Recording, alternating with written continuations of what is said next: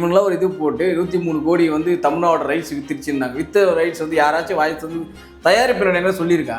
விஜய் தரப்புல யாராவது சொல்லியிருக்காங்களா? இல்லை வாங்கின டிஸ்ட்ரிபியூட்டர் என்ன சொல்லியிருக்காங்களா? நான் அதிக அமௌண்ட் கொடுத்து வாங்கியிருக்கேன்ட்டு யாருமே சொல்லாத ஒரு கணக்கு எப்படி இவங்களுக்கு மட்டும் போகும்? விஜயோட கடைசி திரைப்படம் அப்படின்றதுல இந்த கடைசி திரைப்படம் சார் இதெல்லாம் வந்து யாருன்னு சொல்லி மீடியாக்கள் தான் கட்டமைச்சிட்டு இருக்காங்க. எங்க சார் விஜய் அவர்கள் சொன்னாரா நீக்காச்சும் அரசியலுக்கு முன்னாடி கடைசி திரைப்படம் நம்ம என்னுடைய சினிமா கரையில கடைசி திரைப்படம் சொல்லியிருக்காரு அவரு. அதே மாதிரி ஜனநாயகனுடைய ஆடியோ லான்ச் மலேசியால மிக பிரம்மாண்டமா நடக்க போகுது அப்படின்ற மாதிரியான அறிவிப்புகள்லாம் வெளிவச்சு ஒரு ஃபேர்வெல் மாதிரி விஜய் அவர்களுக்கு பண்ண போறாங்க. ஏன் பல நடிகர்கள் வந்து அரசியல் போகிறதுக்கு முன்னாடி பல திரைப்படம் நடிச்சிருக்காங்களே, இது மாதிரி யாரும் கூப்பிட்டு கௌரவப்படுத்திட்டாங்களா? படத்தோட வெற்றி தான் அவங்க பிரம்மாண்டமாக கொண்டாடுவாங்க. இன்னைக்கு நீங்கள் ஆடியோ லான்ச் தான் பிரம்மாண்டமாக கொண்டாடுறீங்க, படம் எங்கே வெற்றி அடையுது? அது மலேசியாவில் அஜித் சார் இருக்கார் ரேஸுக்காக. ஸோ அஜித் சார் வந்து இந்த ஆடியோ லான்ச்சுக்கு வர போறாரு விஜயோட. இப்படி தான் வந்து ஒருத்தன் கிளப்பி இல்லை இப்படி தான் ஒருத்தன் கிளப்பி விட்டான். மாநாட்டில் வந்து அஜித் வீடியோ காலில் வர போறாருன்னு ஒருத்தன் கிளப்பி விட்டோன்னா அதை நம்பி ஒருத்தன் போயிட்டு பைக்கில் வந்து செத்தானா? இப்படி தான் பொய்யா சொல்லி சுற்றிட்டு இருக்கானுங்க ஊருக்குள்ளே. இவனுங்கெல்லாம் வந்து சினிமா ஸ்கொயர் நேயர்களுக்கு வணக்கம். நான் உங்க நவீன். இன்று நம்முடன் சினிமுருகன் சார் இணைஞ்சிருக்கேன். வணக்கம் சார். வணக்கம் சார். சார் ஜனநாயகோட பிஸ்னஸ் பற்றி பல தகவல்கள் வருது. விஜயோட கரியர்லேயே அதான் வந்து ஹையஸ்ட் பிஸ்னஸ், தமிழ் சினிமாலே அதான் ஹையஸ்ட் பிஸ்னஸ், அந்த மாதிரியான தகவல்கள்லாம் வருது. ஜனநாயகனோட உண்மையான பிஸ்னஸ் என்ன சார்? சார் ஜனநாயகன் பிஸ்னஸ் அதாவது வந்து 4 ஏரியாவில் வந்து 5 ஸ்டார் செந்தில் அப்படின்றவர் வாங்கியிருக்காரு. அது வந்து அவர் வந்து படம் வந்து காசு கொடுத்து இருந்தாங்க 35 கோடி 40 கோடி வச்சுக்கங்க, அந்த படத்தை வாங்கி ரிலீஸ் பண்ணிக்கலாம் பண்ணலை. 4 ஏரியாவில் ஒரு தேட்டர் எடுத்து கொடுக்குறாரு. சரிங்களா? இப்போ வந்து யாரும் காசு கொடுத்துலாம் வாங்குறது கிடையாது, எம்ஜி அடிப்படையில் வாங்குறது கிடையாது. எம்ஜி அடிப்படையில் மினிமம் கேரண்டின்னு சொல்லுவாங்க. ஒரு அமௌண்ட்டை கொடுத்து அந்த படத்தை லாக் பண்ணிடுவோம். அதுக்கப்புறம் வர லாபத்தில் ஆளுக்கு இந்த டேர்ம்ஸ் அண்ட் கண்டிஷனில் போட்டு எடுத்துப்பாங்க. இன்னொன்று அவுட் ரேட்டுன்னு சொல்லுவாங்க. அவுட் ரேட்னா மொத்தமாக நான் அந்த ஏரியாவுக்கு நான் எடுத்துக்கிறேன், வர்றது லாபமோ நஷ்டமோ என்னோட போயிடும். இப்போ நீங்கள் வந்து ஒரு ப்ரொடியூசர் அவங்ககிட்ட இந்த படத்தை ஜனநாயகம் படத்தை நான் வாங்கிட்டேன், நான் வந்து கோயம்புத்தூர் ஏரியாவுக்கு எனக்கு ஒரு 11 கோடி கொடுத்து நான் வாங்கிட்டேன்னா லாபம் வந்தாலும் நஷ்டம் வந்தாலும் என்னோட முடிஞ்சிடும். நஷ்டம் வந்தாலும் அவங்ககிட்ட போகக்கூடாது, லாபம் வந்தாலும் அவங்க ப்ரொடியூஸ் கிட்ட வரக்கூடாது. அது அவுட் ரேட்டு. இன்னொன்று டிஸ்ட்ரிபியூஷன் என்னென்னா, நீங்கள் ஒரு டிஸ்ட்ரிபியூட்ரு, நான் வந்து ப்ரொடியூசர், என்கிட்ட படம் வாங்கி நான் 4 ஏரியா ரிலீஸ் பண்ணி தரேன், எனக்கு ஒரு 3% 5% கமிஷன் கொடுத்துரு. அதெல்லாம் எனக்கு தெரியாது, ரிலீஸ் பண்ண தேட்டருக்கு இவ்வளோ கமிஷன் கொடுத்துரு. அந்த அடிப்படையில் இந்த படம் வந்து கிட்டத்தட்ட ஒரு 7-8 ஏரியாவில் ரிலீஸ் ஆகுது. இது தமிழ்நாட்டில் மொத்தம் 9 டிஸ்ட்ரிபியூஷன் ஏரியா இருக்குது. இந்த 9 டிஸ்ட்ரிபியூஷன் ஏரியாலையும் எந்த ஏரியாலையும் யாரும் காசு கொடுத்துலாம் வாங்கலை. இந்த ரேட்டுக்கு இந்த இதுவுக்கு நான் கமிஷன் பேஸில் நான் படத்தை வெளியிட்டு தரேன், அவ்வளோதான். இப்போ ரெஜியன் மூவிஸ் இருக்காங்க பார்த்தீங்களா, அவங்க வந்து படத்தை வெளியிட்டு தருவாங்க. தமிழ்நாடு முழுக்க ஒரு 500 தேட்டர் போட்டு தருவாங்க. 500 தேட்டர் கூட கமிஷனும் அவங்க கொடுத்துருவாங்க, தயாரிப்பில் வர காலத்துலேருந்தோ இல்லை கமிஷனோ அது மாதிரி பேசிஸில் அவங்க ஒர்க் பண்ணி தருவாங்க, அவ்வளோதானே தவிர காசு கொடுத்துலாம் யாரும் வாங்கலை. இவங்க வந்து சும்மா இப்போ இந்த என்ன சொல்கிறது, என்ன சொன்னாலும் நம்புறதுன்னு ஒரு கூட்டம் இருக்கும் பார்த்தீங்களா, இது வந்து உண்மைத்தன்மையை வந்து ஆராய சொல்லுங்க. ஏன்னா வந்து அவர் வந்து என் நண்பர், அந்த படத்தை வெளியிடுறவங்க எல்லாருமே என் நண்பர்கள் கூட்டம் தான். கோயம்புத்தூர் ஏரியாவில் கந்தசாமி ஆர்ட்ஸ் ராஜமன்னா தான் ரிலீஸ் பண்ணுறாரு. அவர் வந்து தேட்டர் எடுத்து கொடுக்குறாரு. இப்போ கோயம்புத்தூர் ஏரியாவில் ஒரு 130 தேட்டர் இருக்குதுன்னு ஸ்க்ரீன்ஸ் இருக்குன்னு வச்சுங்களேன், ஒரு 80 தேட்டர் அந்த படத்தை போட்டு கொடுப்பார் அந்த முதல் 5 நாளைக்கு. அவ்வளோதான், வேறு ஒன்றும் கிடையாது. அதுக்கு உண்டான கமிஷன் அவருக்கு போகும். அவர் வந்து காசு கொடுத்தெல்லாம் படத்தெல்லாம் வாங்கலை. இது வந்து நிறைய பேருக்கு தெரிய மாட்டேங்குது. இவங்களாம் ஒரு எஸ்டிமேட் போட்டுக்கிறானுங்க. இவங்களாம் ஒரு இது போட்டு 23 கோடி வந்து தமிழ்நாடு ரைட்ஸ் வித்துருச்சுன்னாங்க. வித்த ரைட்ஸ் வந்து யாராச்சும் வாய்ஸ் வந்து தயாரிப்பினர் என்ன சொல்லியிருக்கா? அஃபிஷியலாக சொல்லலை. விஜய் தரப்புல யாராவது சொல்லியிருக்காங்களா?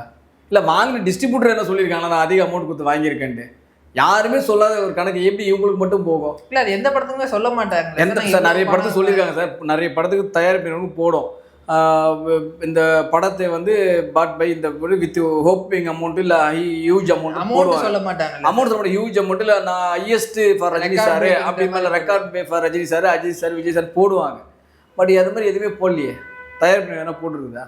இல்லை இன்னும் பல இடங்கள்ல வந்து அந்த பேச்சுவார்த்தை முடியல அப்படின்ற மாதிரிலாம் சார். படம் வந்துட்டு எடுத்து தேட்டர் இதுக்கு பேர் வந்து டிஸ்ட்ரிபியூஷன் சொல்லுவாங்க சார். தேட்டர் எடுத்து கொடுப்பாங்க சார். அவங்க கண்ட்ரோலில் ஒரு 70 ஒவ்வொரு ஏரியாவில் ஒரு 60 தேட்டர் இருக்கும் சார். அந்த 60 தேட்டர்லையும் இவங்க போட்டு கொடுப்பாங்க. அவ்வளோதான், படத்தை போட்டு தருவாங்க, அந்த படத்தை இவங்க வெளியிட்டு தருவாங்க. அதுக்கு உண்டான கமிஷன் கிடைக்கும், அவ்வளோதானே தவிர இந்த இவங்க உருட்டுறதுக்குலாம் ஒன்றுமே கிடையாது. ஏன்னா இந்த நியூஸ் கேள்விப்பட அடுத்த செகண்டே நான் அவருக்கு அடித்தேன் சார், நான் 4 ஏரியா தேட்டர் எடுத்து கொடுத்தேன் சார். நான் எப்படி சார் 35 கோடியில் பார்த்து நான் வாங்க சார், அவ்வளோ படத்துக்கு நான் எங்கே சார் போக அப்படின்றாரு. இது எத்து கொடுத்தா எனக்கு ஒரு 5% கமிஷன் கிடைக்கும் சார்ன்றாரு. அவ்வளோதான், 5% கமிஷன் கொடுப்பாங்க, அவ்வளோதான். அவ்வளோ தேட்டர் எடுத்து கொடுக்குறதுக்கு இவனுங்களாம் வந்து ஒரு ரேட்டு போட்டாங்க. ஏதாவது வந்து எப்படி தெரியுமா, அந்த இது பண்ணுவாங்க தெரியுமா, இப்போ அங்கேருந்து இது எடு, இங்கேருந்து இது எடு, ஒட்டு மொத்தமாக போட்டுருந்தா ஒரு கணக்கு பண்ணி காமிச்சிடுவாங்களா, அந்த மாதிரி கதையில் தான் ஒர்க் பண்ணிகிட்டு இருக்காங்க. பிஸ்னஸ்லாம் இன்றைக்கி யாரும் பிஸ்னஸில் காசு கொடுத்தவங்களும் இன்றைக்கி பிஸ்னஸ்லாம் கிடையாது. இந்த கேரளா, கர்நாடகா, ஆந்திரா, அப்புறம் இந்த ஓவர்சீஸ் இது வேணால் பிஸ்னஸ் பண்ணி எடுப்பாங்க தவிர தமிழ்நாட்டிலலாம் யாரும் இங்கே எடுக்கிறதுல ஆலைகள் கிடையாது. எல்லாம் தேட்டர் எடுத்து கொடுக்குறதோட சரி. ரொம்ப ரேரு. ஒரு படத்தை வந்து இவ்வளோ அமௌண்ட்டு நான் வாங்கிக்கிறேன், ஆனால் படம் ஃபஸ்ட்டு ஒரு அமௌண்ட்டு கொடுத்துட்றேன், படம் முடிஞ்சதுக்கப்புறம் ஒரு அமௌண்ட்டு தரேன் அப்படின்ற மாதிரி ஒரு கணக்கில் இருக்கவங்க ரொம்ப ரேரான படங்கள் மட்டும்தான் அது. எல்லா படங்களும் இப்போ வந்து சின்ன பட்ஜெட் படங்கள்லாம் பார்த்தீங்கன்னா நிறைய எடுப்பாங்க. இந்த இப்போ பார்த்தீங்கன்னா மாஸ்க்கு, இந்த ஆண் பாவம் பொல்லாதது, ஸோ இது போல் திரைப்படங்களோட கம்மியான பார்த்தீங்கன்னா 5 கோடி 6 கோடி தான் இருக்கும் தமிழ்நாடு ரைட்ஸே. அந்த மாதிரி படங்கள் வேணால் எடுத்து வேணால் ரிலீஸ் பண்ணுவாங்க, அவ்வளோதானே தவிர பெரிய நடிகளோட படங்களாம் அவ்வளோ கோடிலாம் கொடுத்து எடுத்து நீங்கள் ஆட்கள் கிடையாது. ஏன்னா இன்றைக்கி அந்த அளவுக்கு வந்து டிஸ்ட்ரிபியூட்டர்லாம் யாருமே அந்த அளவுக்கு ஒர்க் பண்ணுறதும் கிடையாது. நீ பாதி டிஸ்ட்ரிபியூட்டரே கிடையாது தமிழ்நாட்டில் சொல்லப்போனால். எல்லாம் வேறு வேலையை பார்க்க போயிட்டாங்க. ஸோ ஏதோ 1-2 பேர் கௌரவத்துக்காக இருக்கவங்க தான் நீங்கள் அதிகம். இன்னும் சொல்ல விஜயோட கடைசி திரைப்படம் அப்படின்றதுனால இந்த சார் கடைசி திரைப்படம் சார் இதெல்லாம் வந்து யாருன்னு சொல்லி மீடியாக்கள் தான் சார் கட்டமைச்சிட்டு இருக்காங்க. எங்க சார் விஜய் அவர்கள் சொன்னாரா என்னைக்காச்சும் அறிக்கையே அரசியல் வர்றது, அரசியலுக்கு வரப்போறேன், அரசியலுக்கு வர்றதுக்கு முன்னாடி அந்த அறிக்கை தெளிவா படிச்சீங்களா நீங்க? அரசியலுக்கு முன்னாடி கடைசி திரைப்படம் என்னுடைய சினிமா கரியர்ல கடைசி திரைப்படம் சொல்லியிருக்காரு அவரு. என்னுடைய சினிமா வாழ்க்கையில் இதுதான் என்னோட கடைசி திரைப்படம் சொல்லியிருக்காரு. கடைசி திரைப்படம் அப்படின்னாலும் என்னோட அது ஒண்ணுதானே சார். இதுல கமலஹாசன் கூட வந்து சொல்லும் போது வந்து இது அரசியலுக்கு வருவதற்கு முன்னாடி என்னுடைய கடைசி திரைப்படம் சொன்னாரு. அவர் அரசியல் போனதுக்கு அப்புறம் பிக் பாஸும் பண்ணாரு, படமும் நடிச்சாரு. அவர் நடிக்காம இல்லையா, இன்னமும் படம் நடிச்சுட்டு தான் இருக்காரு. விஜயகாந்த் அவர்கள் அரசியல் வந்ததுக்கு அப்புறமும் 2-3 படம் கௌரவ இடங்கள் நடிச்சாரு, தெரியல உங்களுக்கு. பாக்யராஜ் அரசியல் வந்ததுக்கு அப்புறமும் பல படங்கள் நடிச்சாரு. இல்ல அது நம்ம காலம் தான் சார் தீர்மானிக்கணும். அதுதான். ஆனா இப்போதைக்கு அவருடைய கடைசி படம் ஜனநாயகன். என்னுடைய சினிமா வாழ்க்கையில் இதுதான் கடைசி படம் அறிக்கையில் எங்கேயாச்சும் இருக்கா? நீங்க நான் அரசியலுக்கு செல்கிறேன், அரசியலுக்கு செல்வதற்கு முன்னாடி என்னுடைய கடைசி திரைப்படம் தான் சொல்லியிருக்காரு தவிர என்னுடைய சினிமா பயணத்தில் இதுதான் கடைசி திரைப்படம், இனிமேல் நான் திரைப்படம் நடிக்கவே மாட்டேன் வந்திருக்க அறிக்கையில இல்லையே. இனிமேல் நான் திரைப்படங்களே நடிக்க மாட்டேன் அப்படி சொல்லி உண்மையாக போன ஒரே ஆள்னா விஜயகாந்த் மட்டும்தான் எனக்கு தெரிஞ்சு. ஏன்னா அவர் அரசியல் போனதுக்கப்புறம் எந்த திரைப்படமும் நடிக்கலை. அரசியல் போனதுக்கப்புறம் சினிமா பற்றி அவர் பேசுறது தெரியுமா உங்களுக்கு? எந்த நிகழ்வுக்கு போகிறாரோ அதை மட்டும் தான் பேசுவார். ஒரு சினிமா நிகழ்வுக்கு போனால் சினிமாவை பற்றி கேட்டு அதை பற்றி பதில் சொல்லுவார். அங்கே வந்து அரசியல் கேட்டால் பதில் சொல்ல மாட்டார். நீ அரசியல் களத்துக்குள்ளே போயிட்டு சினிமா கேள்வி கேட்டால் பதில் சொல்ல மாட்டார். ஒரு திருமண விழாவுக்கோ நீ இதுக்கோ போனீங்கன்னா அங்கே போய் நீ அரசியல் கேள்வி கேட்டால் பதில் சொல்ல மாட்டார். அவர் எனக்கு தெரிஞ்சு அவர் மட்டும்தாங்க கரெக்டாக இருந்தார்.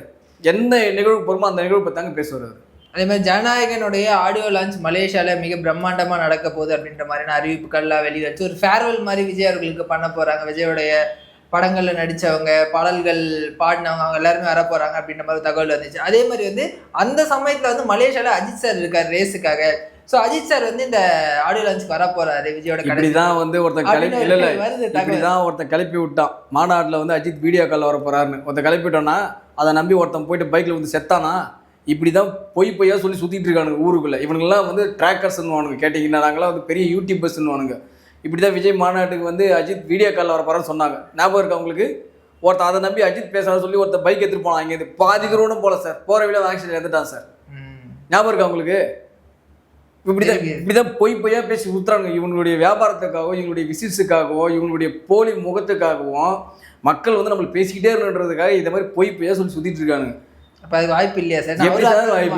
மலேசியால தான் இருக்க. என்னால சம காலத்துல இருந்த நடிகர்கள், ரைவல்ரி நடிகர்கள், ஃப்ரெண்ட்ஸ்ன்னு சொல்லிக்கிறாங்க. அப்படி இருக்கும்போது அவர் யாரும் வர மாட்டாங்க சார். நான் ஒப்படா சொல்றேன், யாரும் வர மாட்டாங்க. இது முன்னாடி ஒரு படம் ஆடைய வச்சு எத்தனை பேர் வந்திருக்காங்க சார்? அது வேற, இது வந்து ஒரு கடைசி திரைப்படம் அப்படின்றது. ஏன் பல நடிகர்கள் வந்து அரசியல் பொறுத்த முன்னாடி பல திரைப்படம் நடிச்சிருக்காங்களே, இது மாதிரி யாருன்னா கூப்பிட்டு கௌரவப்படுத்திட்டாங்களா? இல்லை யாருன்னா வந்து நடிச்சவங்க சார் நான் கேட்குறேன். இப்போ பாரதிராஜா அவர்கள் இருக்காருல்ல, எத்தனை கதாநாயகிகள் இன்ட்ரடியூஸ் பண்ணியிருக்காங்க தெரியுமா?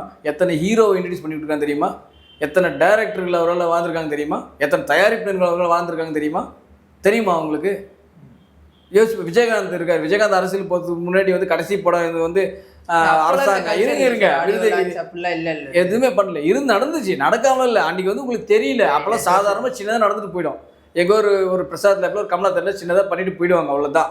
படத்தோட வெற்றி விழா தான் இப்போ ஓவராக கொண்டாடினாங்க. இந்த ஆடியோ லான்ச்சு ப்ரெஸ் மீட்லாம் நீ கொண்டாடல, பெருசாலாம் கொண்டாடல. படத்தோட வெற்றி தான் அவங்க பிரம்மாண்டமாக கொண்டாடுவாங்க. இன்றைக்கி நீங்கள் ஆடியோ லான்ச்சு தான் பிரம்மாண்டமாக கொண்டாடுறீங்க, படம் எங்கே வெற்றி அடையுது? ஸோ அதெல்லாம் அந்த மாதிரி நிகழ்வுலாம் நடக்க வாய்ப்பே கிடையாது சார். இதெல்லாம் வந்து இவர் கூட ஒர்க் பண்ணவங்க அதெல்லாம் ஒன்றும் வாய்ப்பு கிடையாது. இவர் கூட ஒர்க் பண்ண டேரக்டர்லாம் நீங்கள் என்ன நிலைமையில் இருக்கான்னு சொல்ல முதல்ல அவங்களை கூப்பிட்டு ஏன்னா அவர் என்ன பண்ண. இப்போ ரஜினிகாந்த் சார் ஆடியோ லான்ச் நீங்கள் போயிருக்கீங்களா? என்னைக்காச்சும் ஒரு படத்தை ஆடியோ லான்ச்சுக்கு? நிறைய போயிருக்கேன் சார். அவருக்கு முன்னாடி ரோல் யார் உட்காந்துருப்பாங்க சொல்லுங்க பார்க்கலாம். இல்லை ப்ரொடியூசர்ஸ் இருப்பாங்க, படம் அதுக்கு அடுத்த ரோல் யாராக இருப்பாங்க தெரியுமா உங்களுக்கு? பின்னாடி அவங்க ஃபேமிலிஸ்லாம் உட்காந்து நல்லா யோசிச்சு பாருங்க. இன்னும் கரெக்டாக யோசிச்சு சொல்லுங்க. அவங்களோட மகள் உட்காந்து எஸ்பி முத்துராமன் சார் இருப்பார், பார்த்துருக்கீங்களா? எல்லா ஆடியோ லான்ச் அவர் கூப்பிடுவார், பார்த்துருக்கீங்களா? KS ரவிக்குமார், பல இயக்குநர்கள், ரஜினி வச்சு படம் பண்ண கலைஞானம், ரஜினி வச்சு தயாரித்த படம் எடுத்த பல இயக்குநர்கள், தயாரிப்பாளர்கள் இருப்பாங்க, தெரியுமா உங்களுக்கு? அந்த நன்றியை மறக்காமல் இன்னமும் அவர் நடத்திட்டு இருக்காரு. விஜயோட ஆடியோ லான்ச்சில் யாரும் கூப்பிட்டு உட்கார வச்சு பார்த்துருக்கீங்க நீங்கள்? அவருக்கு லைஃப் டைம் திருப்ப முடிய கொடுத்தவர் யாரான்னு சொல்லுவா நான்? வின்சென்ட் செல்வா, ரமணா, ஏஆர் முருகதாஸ், இவங்களாம் எங்கேயாச்சும் உட்காந்து பார்த்துருக்கீங்களா விஜயோட ஆடியோ லான்ச் விழாவில்? அவங்க வேற படம் கமிட்மெண்ட்டா இருக்கலாம். ரமணாலாம் எங்கே சார் இப்போ படம் எடுத்துட்டு இருக்காரு அவர்? இயக்குனர் ரமணா தெரியுமா? திருமலை படம் எடுத்து அவர் தான் ஒரு டேர்னிங். அதுக்கு முன்னாடி 4-5 படம் ஃப்ளாப் விஜய்க்கு. அந்த படம் தான் கொஞ்சமாச்சும் டேர்னிங் பாயிண்ட் கொடுத்துச்சு. அந்த டைரக்டர் எங்கேயாச்சும் நீங்கள் உட்காந்து பார்த்துருக்கீங்களா? பேரரசு தான் ரெண்டு இட்டு கொடுத்தாரு. பேரரசு தெரியல, எங்கே என்னைக்காச்சும் பேரரசு கூப்பிட்டு உட்காரச்சு நீங்கள் பார்த்துருக்கீங்களா? ஏஆர் முருகதாஸ் இல்லைன்னா நீங்கள் அவருக்கு கரியர் என்ன ஆயிருக்குன்னு தெரியுமா உங்களுக்கு? துப்பாக்கி கத்தி இல்லைன்னா என்னைக்காச்சும் ஏஆர் முருகதாஸ் வந்து நீங்கள் பார்த்துருக்கீங்களா? இல்லை அந்த மாதிரி இப்போ மற்ற நடிகர்களுடைய சாதாரண ஆடியோ லான்ச் விழாவிலே நீங்கள் வந்து இப்போ இது பண்ணாதீங்க. இன்னைக்கு வந்து கட்சி ஆரம்பிச்சிட்டீங்க, இன்னைக்கு வந்து ஒரு பொறுப்பில் இருக்கீங்க. இப்போ வந்து கூப்பிடும்போது பல நடிகர்கள் பல டைரக்டர்கள் பல்வேறு கட்சியில் இருப்பாங்க. இல்லை ஒருவேளை ஒரு ஆடியோ லான்ச்சுக்கு போனால் திமுக கோச்சிக்கோன்ற இது கூட இருக்கலாம்ல சார் நடிகர்? அப்படி பார்த்தா திமுகவுடைய அந்த இது நடத்துனாங்களே சார், ஏதோ 100வது நாள் ஏதோ விழா நடத்துனாங்களே, எல்லா நடிகர்களும் போனாங்களே. எப்போ கோச்சிட்டாங்கன்னா நான் மற்ற கட்சியில் இருக்கவங்க ஒன்றும் கிடையாது. ஆட்சியில் இருக்கிற திமுக அப்படி கிடையாது. அப்படி பார்த்தீங்கன்னா ஏடிஎம்கே உடைய அந்த விழா நடக்கும்போது ரஜினிகாந்த் வீடியோ கால்லே பேசினாரு. ரஜினிகாந்த் சார் வீடியோ கால்லே பேசினாருங்க. அப்போ நான் டிஎம்கே கோச்சி டிஎம்கே ஃபேமிலி ஃப்ரெண்ட் இதுக்கு ரஜினிகாந்த் தெரியல உங்களுக்கு? கலைஞரோட நெருங்கிய நட்பு. அப்புறம் நாம் தமிழர் கட்சி சீமானுக்கு உள்ள போறாரு, வீட்டுக்குள்ள போயிட்டு பேசிட்டு 1/2 மணி நேரம் ஒன்று பேசிட்டு வராரு. கம்யூனிஸ்ட் கட்சி போகுது, காங்கிரஸ் போகுது, பிஜேபி எல்லா கட்சியும் தான் போறாங்க. ரஜினி அப்புறம் கோச்சிட்டாலும் நம்ம கட்சி அதெல்லாம் ஒன்றும் கிடையாது. இதெல்லாம் சும்மா கதை சார். இது இவங்கெல்லாம் கிளப்பி விடுறது. நம்மளை பற்றி மீடியாக்கள் நம்மளை பற்றி பேசிட்டே இருக்கணும். அவங்களுடைய அஜெண்டா என்னென்னா மீடியாக்கள் நம்மளை பற்றி பேசிட்டே இருக்கணும் சார். இப்போ ஒன்றும் வேணாம் சார், நீ ஒரு பொய்யை பரப்பிட்டு வச்சுக்கலாம், அந்த பொய்யை மறுக்கவே வந்து ஒரு 10 பேர் வீடியோ போடுவாங்கல்ல. இப்போ நீ போட்டிங்க, இப்போ 200 இப்போ நீ போடுங்க, 200 கோடி பிசினஸ் போடுங்க, எவன் கேட்க போகிறான் அவங்கள? உண்மையான எவன் சார்? இப்போ நீங்கள் சார் இப்போ நீங்கள் போடுங்க சார். இப்போ அடுத்து விஜய் நடிக்க போகிற படத்துக்கு 2000 கோடி சம்பளம் நீங்கள் பேசு, நான் பேசுகிறேன். இப்போ என்னை எவனாச்சும் இந்த கேள்வி கேட்க போகிறானா? எவன் வந்து கேள்வி கேட்க போகிறான்? எவனும் கேட்க போகிறதில்ல. நீங்கள் அடிச்சு விடுறது தானே சார். சார் இவங்க எல்லாருமே ஆரம்பத்தில் நேர்மையாக பேசிட்டு வந்தவங்க தான், தப்புலாம் கிடையாது, நேர்மையாக பேசிட்டு வந்தவங்க தான். அந்த நேர்மை கிடைச்ச அங்கீகாரத்தை வச்சு இன்னைக்கு பிஸ்னஸ் பண்ணுறானுங்க, அவ்வளோதான். இப்போ இன்றைக்கி இப்போ நம்ம இப்போ எல்லா நடிகர்களாக எடுத்துங்க. அன்றைக்கி வந்து ஆரம்ப காலகட்டத்தில் என்ன பண்ணுவானுங்க, நேர்மையாக உள்ளே வந்துடுவானுங்க. நல்லவ மாதிரியே படம் நடிப்பானுங்க. நீங்கள் பார்த்துருப்பீங்க. அவங்கள பார்க்கும்போது நம்ம வீட்டு புள்ள மாதிரியே தெரியும் உங்களுக்கு. பழைய படம்லாம் நீங்கள் போட்டு பாருங்கள், பல நடிகர்கள் சொல்லலாம். உதாரணத்துக்கு அவங்களாம் பார்க்கும்போது இப்போ நம்மள மாதிரியே இருக்காண்டா அப்படின்னு யோசிப்போம். காலம் போக போக என்ன ஆகும், நான் பெரிய நீ பெரிய சண்டை போட ஆரம்பிச்சிடுவானுங்க. இவன் நல்ல படத்தை கொடுக்க மாட்டானுங்க உட்காந்துக்கிட்டு. கரெக்டுங்களா? நீங்கள் எடுத்து பல நடிகர்கள் உதாரணம் சொல்லலாம் சார். அன்றைக்கி பார்க்கும்போது நம்ம வீட்டு பிள்ளை மாதிரியே இருப்பானுங்க. இன்றைக்கி பாருங்க, எனக்கு அவன் போட்டி, அவன் அவ்வளோ சம்பளம் வரானா, அவனுடைய அதிக சம்பளம் ஆகணும், அவன் வளர்றானா, அவனை ஒதுக்கணும், இதுதான் நினைக்கிறானுங்க. நீங்கள் உட்காந்துக்கிட்டு போன படம் பெரிய வெற்றி கொடுத்தோமா, அடுத்த படம் அதை விட பெரிய வெற்றி கொடுக்கணும்னு யோசிக்க மாட்டல, யோசிக்க தோணலையே எவனுக்குமே. உட்காந்து அந்த நடிகரோட சண்டை போட்டுருப்பானுங்க. உட்காந்து சமூக வலைத்தளத்தில் ஒரு கேங் ஒன்று ஃபார்ம் பண்ணிப்பானுங்க. எல்லா நடிகர்களுக்கும் ஒரு கேங் வச்சுக்கிறானுங்க. உட்காந்து சண்டை போடுது. பற்றியா நான் தான் இவனெலாம் ஒரு டேபிள் போட்டுப்பானுங்க, இவனெலாம் ஒரு கலெக்ஷன் போட்டுப்பானுங்க, இவனெலாம் ஒரு வியாபாரத்தை போட்டுப்பானுங்க. இவனெலாம் பார்த்தியா சிவகார்த்திகேயன் தான் அதிகம் டாப் 10ல், இங்கே பார்த்தியா தனுஷ் தான் அதிகம், இங்கே பார்த்தியா சிம்பு தான் அதிகம், இங்கே பார்த்தியா சூர்யா தான் அதிகம். இவனெலாம் ஒரு கலெக்ஷன் போட்டுக்கிறானுங்க சார். அதே மாதிரி வந்து ஜனநாயகன் திரைப்படம் ரிலீஸ் ஆகி ஒரு 5 நாள் கழிச்சு பராசக்தி ரிலீஸ் ஆகுது. பராசக்தி ரெட் ஜெயின் தான் பண்ணுறாங்க, டான் பிக்சர்ஸ் தான் தயாரிக்கிறாங்க. ஸோ இதுலேயுமே அரசியல் ரீதியான மோதல்கள் இருக்குது. பராசக்தி எப்போவும் சொல்லிட்டாங்க சார், படம் வந்து பொங்கல் வெளியிடுன்னு எப்போவும் சொல்லிட்டாங்க. இனி அவங்க பராசக்தி வந்து ஜனநாயகன் அனௌன்ஸ்மெண்ட் பண்ணி ஒரு 3 நாள் கழிச்சு அவங்க அனௌன்ஸ்மெண்ட் பண்ணலை. உங்களுக்கு தெரிய நினைக்கிறேன். அவங்க எப்போலேருந்தோ சொல்லிட்டு தான் இருக்காங்க பொங்கல் வெளியீடுன்ட்டு. சரி இவங்க கூட வந்தால் இது தேவையில்ல, தலைவலியாக இருக்குன்னா ஒரு வாரம் தள்ளியே வராங்க. இப்போ ஒரு நடிகர் படம் தான் இன்னொரு படம் விட எந்த சட்டமும் கிடையாது சார். அரசியல் சார் எந்த சட்டமும் கிடையாது. அப்படி கிடையாது. அப்படி பார்த்தா இவர் பீஸ்ட் ரிலீஸ் ஆகும்போது KGF தேட்டர் கிடைக்கல. உங்களுக்கு தெரியுமா? உங்களுக்கு என்னென்ன ஷோ போட்டாங்க தெரியுமா உங்களுக்கு? தமிழ்நாட்டில் பீஸ்ட் யார் ரிலீஸ் பண்ணது? Red giant. தமிழ்நாடு ஃபுல்லாக ரிலீஸ் பண்ணது ரெட் ஜெயிண்ட், தயாரிச்சு ரெட் ஜெயிண்ட். மறுநாள் KGF 2 படம் ரிலீஸ் ஆச்சு. தெரியுமா உங்களுக்கு? என்ன ஷோ போட்டாங்க தெரியுமா தமிழ்நாட்டில்? அந்த படத்துக்கு ஒரு வாரத்துக்கு தேட்டர் லாக் பண்ணி வச்சுட்டாங்க. உங்க எந்த படமும் உள்ளே வரக்கூடாதுன்னு. என்ன ஷோ போட்டாங்க தெரியுமா சார்? தேட்டருக்காரங்களை போய் கேளுங்க. நைட்டு 1:30 மணிக்கு போட்டாங்க ஷோ கொடுக்கலன்ட்டு. எதுக்கு?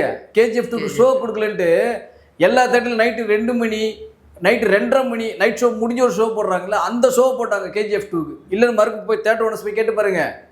அப்படி அவ்வளோ அடிச்சுது அந்த டைமில், அந்த படம் அடிச்சுது. அப்போ இவர் வந்து யோகியமா? அப்போ நம்ம பேசலாமா இதை பற்றி? நம்ம பேசலாமா சார் இப்போ இதை பற்றி? பேட்டை விஸ்வாஸ் ரிலீஸ் ஆச்சு சார், தெரியல உங்களுக்கு? ஒரு நடிகர் அப்போ வந்து ப்ரொடியூசர் கவுன்சில் ரூல்ஸே இருந்தது. ஒரு பெரிய நடிகருடைய படம் ரிலீஸ் ஆச்சுன்னா அடுத்த 5 மாதமோ 6 மாதம் சம்திங் இன்னொரு படம் வரக்கூடாதுன்ட்டு 2.0 ஓடிக்கிட்டு இருக்கு. தெரியல உங்களுக்கு? 2.0 நவம்பர்னு ஒரு ரிலீஸ். திரும்ப ஜனவரி 10 ஒரு 43 நாள் அடுத்த படம் ரஜினி படம், அஜித் படம் விஸ்வாசம்னு வருது. விஸ்வாசம் வரும்போது உடனே பேட்டையை இருக்கிறாங்க. எத்தனை நாளில் ரஜினி படம் 2.0 ஓடிட்டு இருக்கு. அடுத்து ஒரு 40 நாள்லேயே அடுத்த படம் ரஜினி படம் பேட்டை. எவ்வளோ தேட்டர் பிடிச்சாங்க? அஜித் என்ன கோச்சிக்கிட்டாரா? அப்படி நியாயமாக பார்த்தா திமுக எதிர்க்க வேண்டியது அஜித் சார். உண்மை சொல்ல போனால் அவர் படத்தை தான் தேட்டர் கொடுக்காம இது பண்ணாங்க. நீங்கள் அப்படி பார்த்தீங்கன்னா இப்போ சூர்யாவுடைய கருப்பு வருது சார் 23ஆம் தேதி. அப்போ சிவகார்த்திகேயன் எதிர்க்கிறாரா?